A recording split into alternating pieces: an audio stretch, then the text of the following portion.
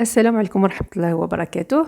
راني جيت اليوم وجبت لكم وصفة ماشي جديدة تاع الطون، تاع الحوت تاع القوابس اللي يتباع في لي بواط بالزيت.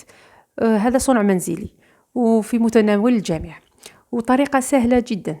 المهم تكوني موجدة الحوت نظفتيه نحيتي له العظام تاع الوسط، تجبدي الكوكوط، ديري حاجة ثقيلة في المهم في لاكوكوط، وديري شويه تاع زيت الزيتون، واللي ما عندهاش دير كميه زيت الزيتون، زيت المائده.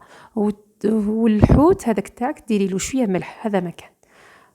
ومن بعد تحكميه وتغلقيه، ترجعيه كما كان وتحطيه في هذيك الزيت تكون على نار هاديه.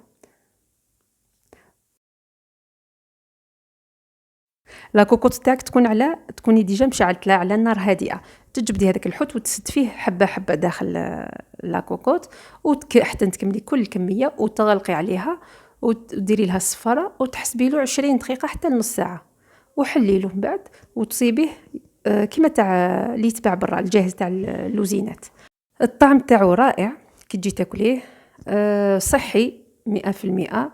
والزيت تاعو ما ترميهاش، تاكليها تغمسي فيها الخبز ومليح. كوني مرافقاتيه مع شلاضه لا بيوريل ولا لي فريت اللي انتي وش حبيتي ترافقي معاه.